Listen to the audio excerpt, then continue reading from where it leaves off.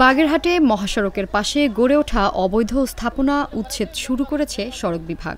১৪ মে বুধবার সকাল থেকে বাগেরহাট পিরোজপুর সড়কে বাগেরহাটের নোয়াপাড়া মোড় থেকে মহেশপুর বাসস্ট্যান্ড পর্যন্ত ৪০ কিলোমিটার সড়কে এই উচ্ছেদ অভিযান শুরু হয়।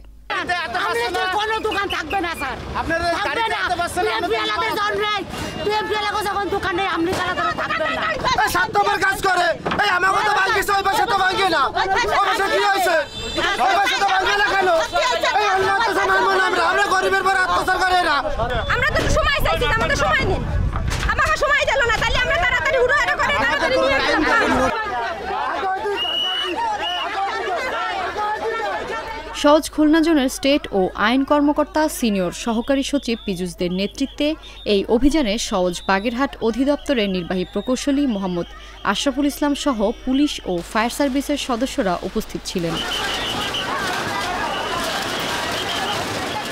অভিযানের আগে সড়কের জায়গার সীমানা নির্ধারণ, মাইকিং করে এবং পত্রিকায় বিজ্ঞাপন দিয়ে অবৈধ স্থাপনাকারীদেরকে সতর্ক করা হয়েছিল।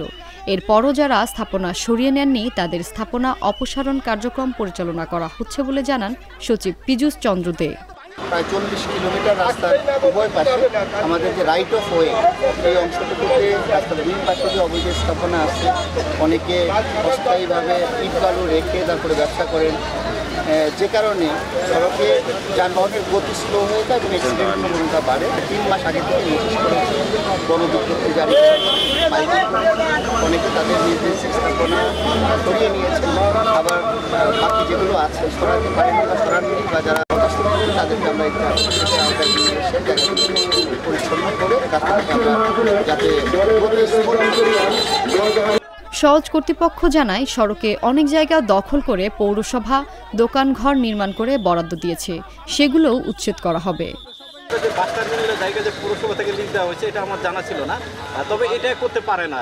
এটা যেহেতু রূপসান হাইওয়ের জায়গা আর কি, মানে এইটা পৌরসভা করলেও যদি আমাদের সাথে আলোচনা করে বা কোনো মন্ত্রণালয় চিঠিপত্র আদান প্রদান করে যদি করতে পারতো সেটা একটা আলাদা বিষয়, কিন্তু এটা এভাবে করতে পারে না। চেষ্টা করছি যে যাতে আমাদের রাইট অফ এটা ক্লিয়ার রাখা যায়, এটা হয়তো সময় লাগবে। তো এটা আমাদের জনসাধারণের মধ্যেও সচেতনতা দরকার, বিশেষ করে স্থানীয়ভাবে। এখন হয়তো জনপ্রতিনিধি নাই, স্থানীয় প্রশাসন, জনপ্রতিনিধি বা স্থানীয় যে গণ্যমান্য বা সমাজকর্মী সবারই একটা দরকার এখানে।